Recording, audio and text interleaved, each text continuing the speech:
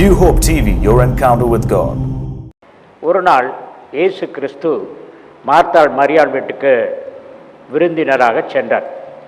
அப்பொழுது இயேசு கிறிஸ்து மரியாளிடத்திலே சொல்லி கொண்டிருந்ததை மார்த்தாள் சமையல் அறையிலிருந்து கேட்டுக்கொண்டிருந்தாள். ஆகவே இயேசு பேசியது எல்லாம் அவளும் கேட்டால்தான். ஆனால் மார்த்தாள் கேட்டாள் சமையல் அறையிலிருந்து, மரியாள் ஆண்டவருடைய பாதத்தில் உட்கார்ந்து கவனமாய் கேட்டாள். வேதம் சொல்லுகிறது, 2 எஜமானுக்கு யாரும் ஊழியம் செய்ய முடியாது. மார்த்தாளும் இயேசு பேசியது எல்லாத்தையும் கேட்டாலும் கூட இயேசு கிறிஸ்து மரியாள் இடத்தில் தான் சொல்கிறார், மரியாள் தன்னை விட்டு எடுபடாத நல்ல பங்கை தெரிந்து கொண்டாள் என்று. மார்த்தாள் கேட்டாலும் எல்லா மெசேஜையும் கேட்டாலும் அவளுக்கு அந்த பட்டம் கிடைக்கவில்லை. இயேசு கிறிஸ்து மலை பிரசங்கத்தில் முதலாவது தேவனுடைய ராஜ்யத்தையும் நீதியையும் தேடுங்கள், இவைகளெல்லாம் கூட கொடுக்கப்படும் என்று சொன்ன போதித்த இயேசு கிறிஸ்து ஏன் தனக்கென்று யூதாஸை ட்ரெஷரராக போட்டார் என்ற கேள்வியை கேட்டேன். இது எனக்கு உள்ளத்தில் இருந்தது. போட்டிருக்கக்கூடாதுல்ல, தேவன் தானே கொடுக்கணும். அப்பொழுது ஆவியானவர் சொன்னார், ஒரு தடவை கூட இயேசு கிறிஸ்து யூதாஸினிடத்தில் காசு வாங்கவில்லை. கானாவூர் கல்யாணத்தில் இயேசுவும் சீசரும் அழைக்கப்பட்டிருந்தார்கள். ரசம் குறைப்பட்ட உடனே, யூதாஸ்கிட்ட சொல்லுப்பா, அவன் காசு வச்சுருக்கான், போய் வாங்கிட்டு வருவார்னு சொல்லலை. 5 அப்பம் 2 மீன் அதை வைத்து எல்லாரையும் போஷித்த சமயத்தில் பிலிப்பினிடத்தில் தான் பேசுகிறார். யூதாத்தை கன்சல்ட் பண்ணுங்க, எவ்வளோ பணம் இருக்குது, போய் வாங்கிட்டு வர முடியுமா சாப்பாடுன்னு கேட்கல. He never used once the money of Judas. சீசர்களில் 12 பேரில் ஆவியானவர் சொன்னார், பேதுருவுக்கும் யூதாஸுக்கும் எப்பொழுதும் போட்டி. பேதுரு மூத்த சீடன், சீசர்களுக்கெல்லாம் தலைவன், யூதாஸ் ட்ரெஷரர். வழக்கமாக சர்ச் கமிட்டியில் ட்ரெஷரருக்கும் செக்ரட்டரிக்கும் தான் தகராறு வரும். ஆகவே 2 பேருக்கும் தகராறு. யூதாஸ் மற்ற 10 சீசர்களையும் கவர்ந்து கொண்டான். மற்ற 10 சீசர்களுக்கும் டாக்ஸ் கட்டிவிட்டான். இயேசுவுக்கும் பேதுருவுக்கும் மாத்திரம் டாக்ஸ் கட்டவில்லை. இந்த செய்தி இயேசுவுக்கு வந்தது. இயேசு சொல்லியிருக்கலாம், யூதாஸ்ட்டை வாங்கி 2 பணம் எடுத்து டாக்ஸ் கட்டுப்பார் சொல்லியிருக்கலாம். முதலாவது தேவனுடைய ராஜ்யத்தின் நீதியும் தேடுங்கள், அப்பொழுது இவெல்லாம் கூட கொடுக்கப்படும் என்று சொன்னால் இயேசு கிறிஸ்து, எப்பா பேதுரு, உனக்கும் டாக்ஸ் கட்டலை எனக்கும் டாக்ஸ் கட்டலை, நீ போய் மீன் பிடி, 2 நாணயம் வரும், உனக்கும் எனக்கும் கட்டு. யூதாஸ் மற்ற 10 பேர்களுக்கு கட்டிட்டான், அவன் 10 பேர் வச்சுருக்கான். போட்டி வந்தபோது நம்மில் யார் பெரியவர் என்ற கேள்வி யூதாஸுக்கும் பேதுருவுக்கும் தான் வந்ததாம். ஏனென்றால் செக்ரட்டரிக்கும் ட்ரெஷரருக்கும். இந்த பதிலை ஆவியானவர் சொன்னவுடன் மகிழ்ச்சி அடைந்தேன். Praise the Lord. ஆவியானவர் பல புதிய காரியங்களை சொன்னார். மோசேக்கு ஆசரிப்பு கூடாரத்தை எப்படி கட்ட வேண்டும் என்று ஆலோசனை கொடுத்த கர்த்தர் இந்த பிரேயர் கிளாத்தை எப்படி செய்ய வேண்டும் என்று சொல்லுகிறார். கர்த்தர் இதை எப்படி செய்வது என்ற இன்ஸ்ட்ரக்ஷன் கொடுக்கிறார். மோசேக்கு ஆசரிப்பு கூடாரத்தை எப்படி கட்ட வேண்டும் என்று ஆலோசனை கொடுத்த கர்த்தர் இந்த பிரேயர் கிளாத்தை எப்படி செய்ய வேண்டும் என்று சொல்லுகிறார். அதிலே அவர் சொல்லுவது, அவர்கள் தங்கள் தலைமுறை தோறும் தங்கள் வஸ்திரங்களின் ஓரங்களிலே, தலைமுறை தோறும், the period of the shawl is not expired with the Old Testament. மருந்துகளிலே எக்ஸ்பைரி டேட் போட்டிருப்பார்கள். அதை போல யூதர்கள் இந்த ஷாலை பயன்படுத்தினார்கள். ஆனால் இதற்கு எக்ஸ்பைரி டேட் கிடையாது. நாம் ஆவிக்குரிய இஸ்ரவேலர்கள். ஆகவே ஆவிக்குரிய இஸ்ரவேலர்களாகிய நாம் இதை பயன்படுத்த வேண்டும். இது எப்படி பயன்படுத்துவார்கள் என்றால், இது இயேசு கிறிஸ்துவுக்கு மிகவும் முக்கியமானது. இந்த துணி முக்கியமல்ல, இந்த துணிக்கு பின்னுள்ள அர்த்தம் முக்கியமானது இயேசு கிறிஸ்துவிற்கு. ஜீசஸ் கிரைஸ்ட் எல்லாவற்றையும் துறந்து உலகத்தில் வந்தாலும் பிதா காட்டினவைகளை செய்தார், பிதா சொன்னவைகளை பேசினார் என்று சொல்லும் பொழுது he was in heaven also. Okay?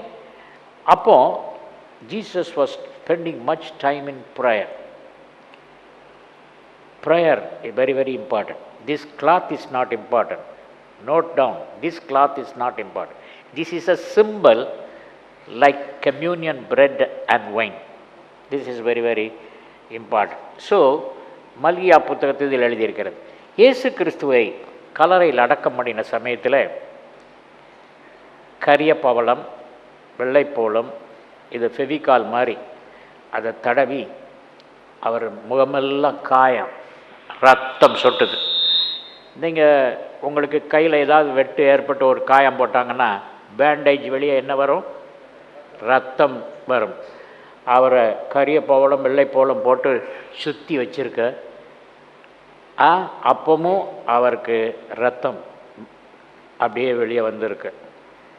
இந்த துணியை அரிமத்தியா ஊரானவன் அங்கே போட்டுனான். யூஸ் பண்ணத்தான் வஸ்திரத்தின் ஓரத்தை தொட்டாங்கன்னு சொன்னேன். அந்த துணியையும் கொண்டு வந்து அவருக்கு பரியல் டைமில் வச்சான். John's gospel chapter 20 verse 7. சீலைகள் கிடைக்கிறதையும் அவருடைய தலையில் சுற்றியிருந்த சீலை மற்ற சீலைகளுடனே வைத்திராமல் தனியே ஒரு இடத்திலே சுருட்டி வைத்திருக்கிறதையும் கண்டான். அரிமத்தியா ஊரானாகிய யோசேப்பு இயேசு கிறிஸ்து இந்த சால்வையை ஜெபம் பண்ணும்போது எப்படி போடுவார்? தலையில் போடுவார். இந்த சால்வை, இந்த சால்வையில் நான் பார்த்த பொழுது இது வெள்ளை சால்வையாக இருக்கு.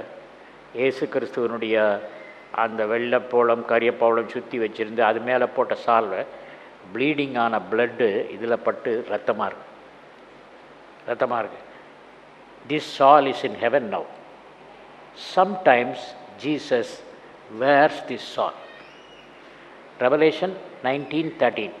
இரத்தத்தில் தோய்க்கப்பட்ட வஸ்திரத்தை தரித்திருந்தார். இரத்தத்தில் தோய்க்கப்பட்டிருந்த அந்த வஸ்திரம், this is now in heaven. பூலோகத்தில் அவர் இதை பயன்படுத்தியதை பரலோகத்தில் இது இருக்கிறது. I saw it. Jesus is wearing this in heaven. So இதில் என்ன சொல்ல விரும்புகிறேன்னா, ஜெபம் என்பது ரொம்ப முக்கியம். ஜெபம் என்பது ஒன் வே கம்யூனிகேஷனில்.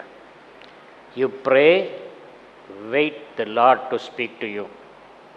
டெலிஃபோன் பேசுகிறீங்க, செல்ஃபோன் பேசுகிறீங்க, ஹலோன்னு சொன்னதுலேருந்து முடிக்கிற வரைக்கும் நீங்கள் மாதிரி பேசிகிட்டு இருப்பீங்களா, அல்லது எப்படி இருக்கீங்க அப்படின்னு கேட்டுட்டு அவங்க பதில் காத்திருப்பீங்களா? அவங்க பதில் காத்திருப்பேன். செல்ஃபோனில் கான்வர்சேஷன், நீங்கள் பேசுவீங்க, அவங்க பேசுவாங்க, மாற்றி மாற்றி பேசுவோம். ப்ரேயர் அப்படி தான் இருக்கணும். நம்ம பேசணும், ஆண்டவர் அதுக்கு பதில் சொல்லணும், நம்ம கேள்விக்கு அவர் பதில் தரணும். அநேக காரியங்களை இந்த நாட்களில் கர்த்தர் எனக்கு வெளிப்படுத்தி கொண்டிருக்கிறார். மகிழ்ச்சியான சம்பவம். ஆகவே அந்த ரத்தம் தோய்ந்த வஸ்திரம் பாருங்கள். இந்த ஸ்திரீ இருக்கால, பெரும்பாடு உள்ள ஸ்திரீ, பெரும்பாடு உள்ளவங்க யாரை தொட்டாலும் தீட்டுப்பட்டுருவாங்க. அவங்களுக்கு தெரியும், அவங்க உட்கார்ந்துருக்க பெட்டை தொட்டாலே தே வில் பிகம் பொல்யூட்டட், தீட்டு ஆயிரும். லேவியராகமம் 15ஆம் அதிகாரம் 27ஆம் வசனம். அப்படிப்பட்டவைகளை தொடுகிறவன் எவனும் தன் வஸ்திரங்களை தோய்த்து தண்ணீரில் மூழ்கி சாயங்காலம் மட்டும் தீட்டுப்பட்டிருப்பானாக. இது பெரும்பாடுள்ள ஸ்திரீயை தொடுகிறவனை பற்றி அந்த வசனத்தில் எழுதியிருக்கிறது. அவன் தீட்டுப்பட்டிருப்பான் அப்படிங்கிறது எழுதியிருக்கு. இவளுக்கு தெரியும், போய் ஜீசஸை தொட்டால் தீட்டுப்படுவான்னு. ஆனால் ஜீசஸ் அப்படி இல்லை.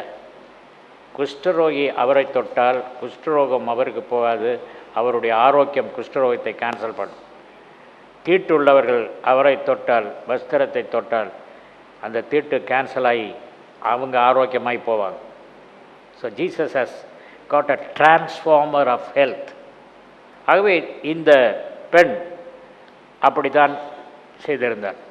இயேசு கிறிஸ்து மார்க்கு 5ஆம் அதிகாரத்தில் அந்த பெரும்பாடுள்ள ஸ்திரீ இயேசுவின் வஸ்திரத்தை, அந்த தலித்தை தொட்டு என்ன செய்தா? சோகம் அடைஞ்சான். அந்த சோகம் அடைந்ததுக்கு பிறகு இயேசு கிறிஸ்து எங்கே போகிறாரு? யவீருவின் வீட்டுக்கு போகிறார். யவீருவின் வீட்டில் எல்லாரையும் வெளியே போய் சொல்லிட்டு தலித் குமி, தலித் ஆண்டவருடைய ஜெபத்தில் வல்லமை இருக்குது அப்படின்னு சொல்லி தலித் குமி. தலித் is not a Hebrew word. டெலித் இஸ் டெலித். ஆண்டவர் கையை பிடிச்சிட்டு இந்த கிளாத்தை யூஸ் பண்ணிவிட்டு சிறு பண்ணே எழுந்துருன்னு சொல்கிறாரு. ஏன்னா ப்ரேயர் இஸ் ஆன்சர்ட் அப்படி சொல்கிறாரு நான் பார்க்குறோம். இதுக்கு என்ன பேர் சொன்னேன்? டென்ட். இதுக்கு பேர் என்னது? கூடாரம். டேபர்நாக்கிள்னா என்னது? கூடாரம். நம்மளும் கூடாரம். கர்த்தருக்குள் அன்பார்களே, அந்த காலத்தில் எத்தனையோ இஸ்ரவேலர்கள் இருந்தாங்க. இந்த துணியை சாதாரணமாக யாரும் செய்ய முடியாது. அப்போஸ்தலனாகிய பவுல் என்ன வேலை செய்தார்? கூடாரம் செய்கிறது. இதை உண்டாக்குறது அவர் வேலை. கூடாரம் உண்டாக்கி மக்கள் தங்குறதுக்கு இல்லை. ஆக்கிலா பிரிஸ்கிலா 2 பேரும் ஸ்பிரிச்சுவல் பீப்புள். அவங்க அப்போஸ்தலர் 18:2-13.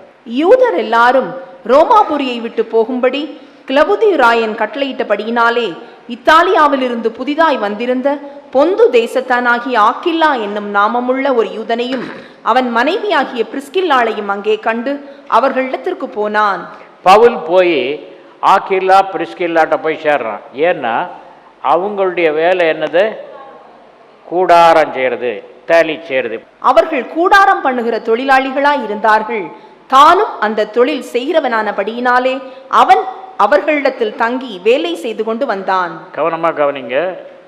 Aquila Priscilla very rich people, textile mill owners. அதுக்கு முந்தி என்ன வேலை செய்திருந்தாங்கன்னா ரத்தாம்பரம் இருந்தாங்க. Very rich people.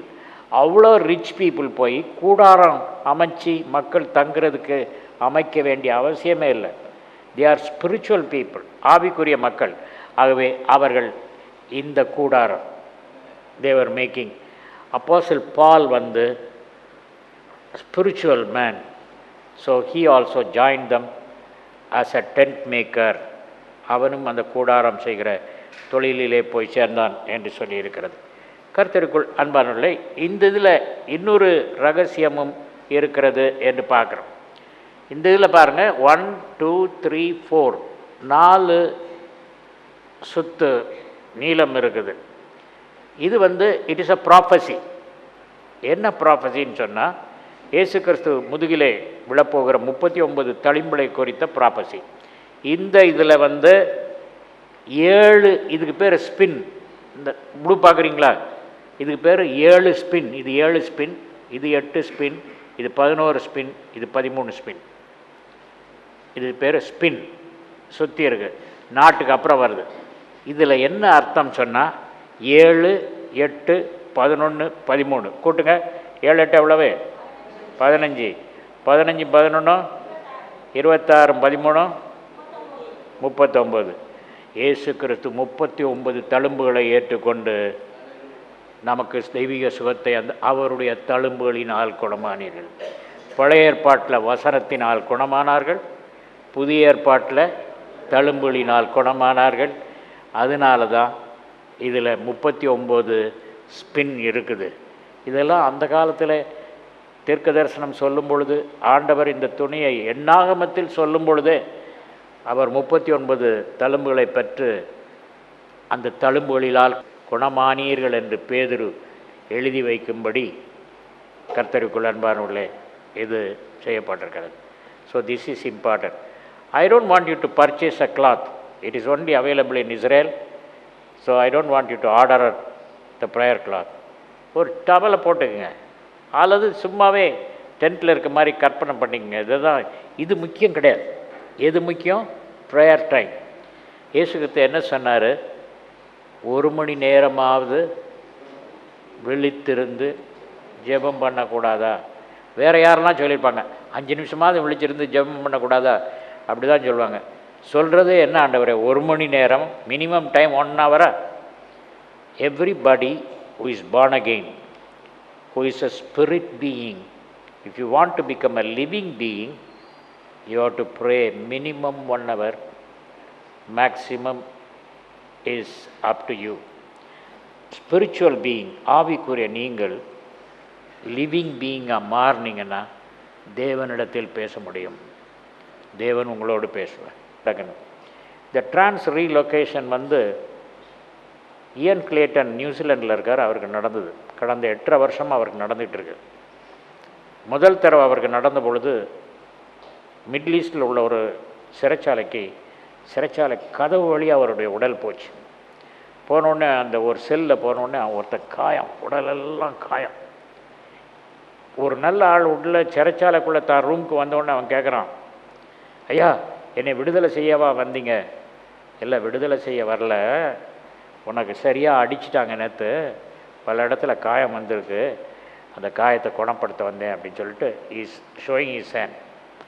அந்த ஹேண்ட் காட்டும்போது க்ளோரி அதிலிருந்து வருது. அந்த க்ளோரி அவனுடைய காயங்களெல்லாம் ஆற்றுது, ஆரோக்கியமாயிடும். ஆரோக்கியமாய் பலன் அடைஞ்ச உடனே அவர் இயன் கிளேட்டன் அதிலிருந்து வெளியே வந்துடுறார்.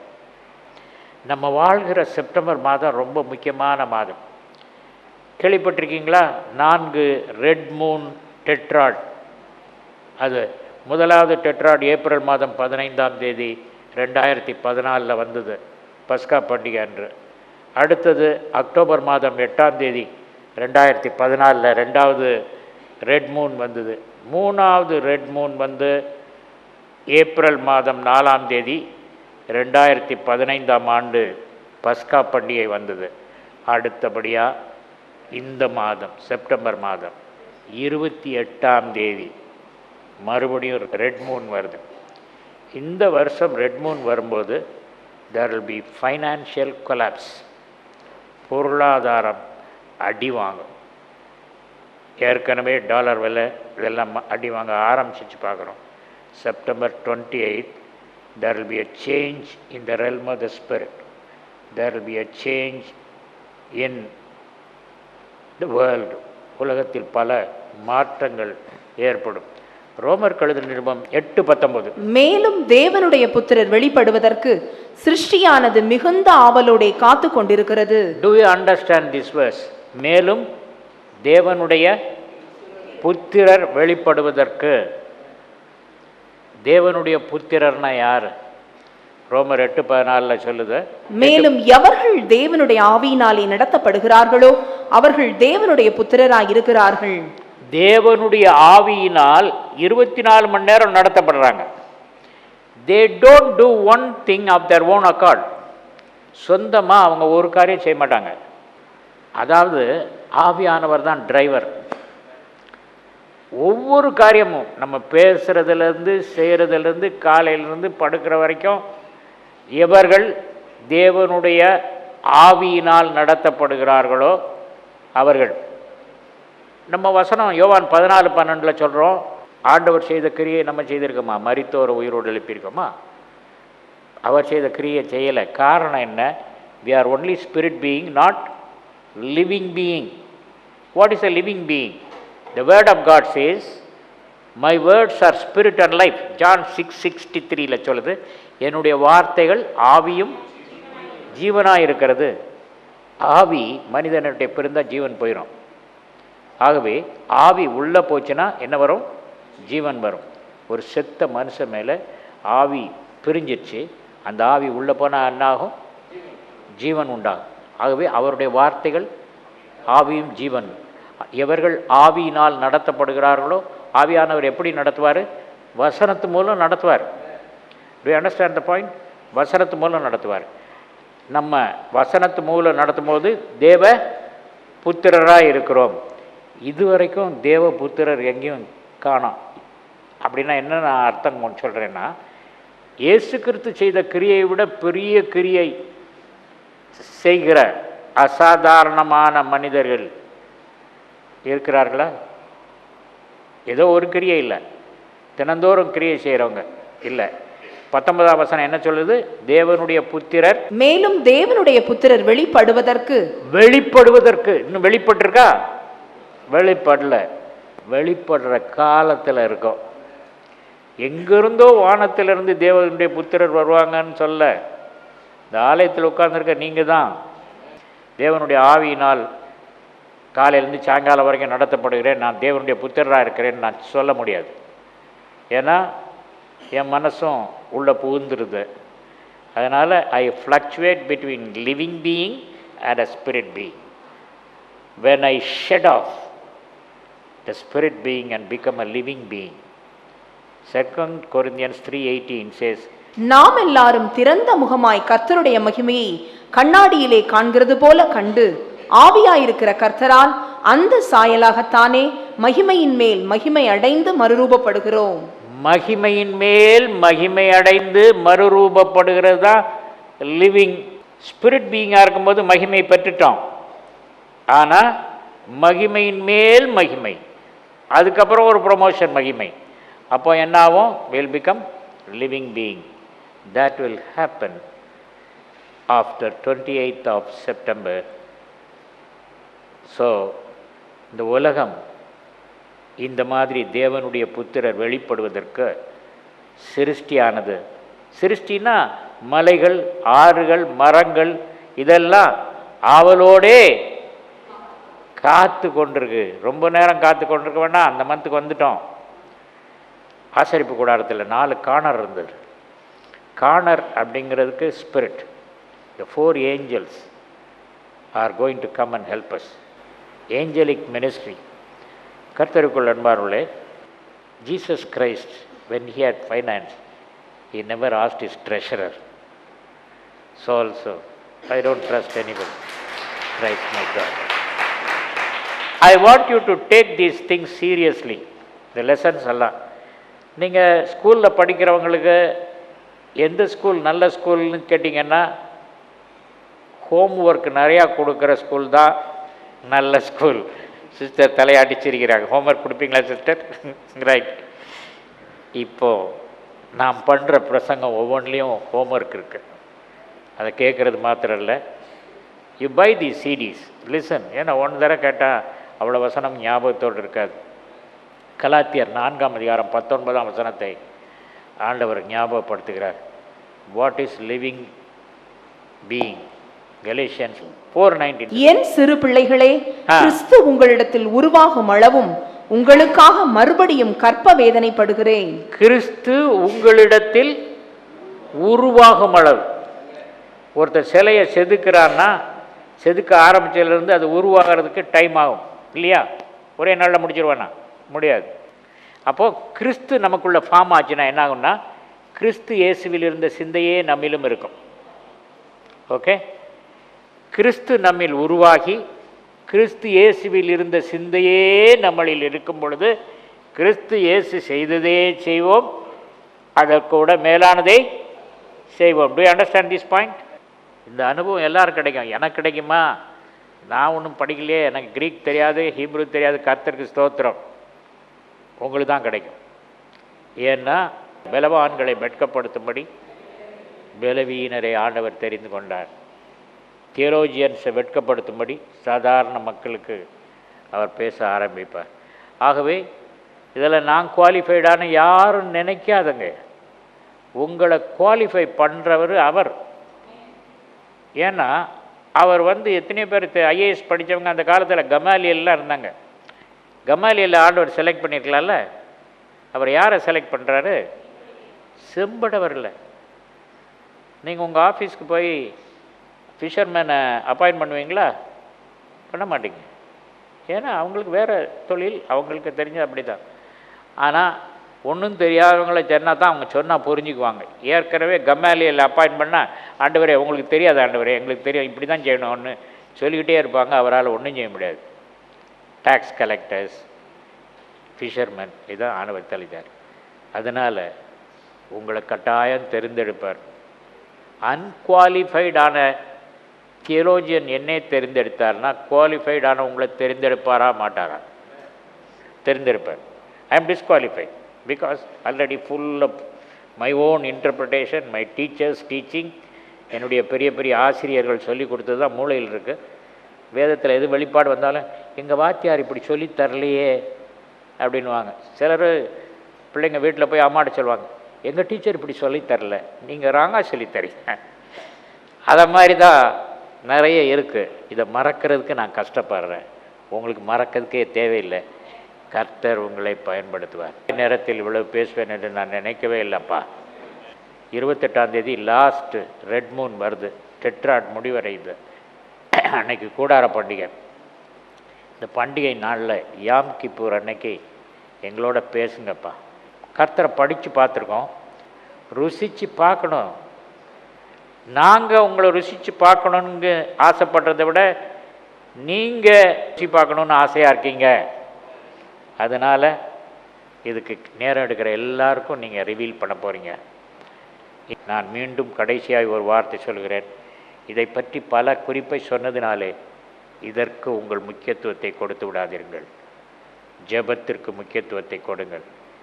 தேவன் உங்கள் குரலை கேட்க விரும்புகிறார்.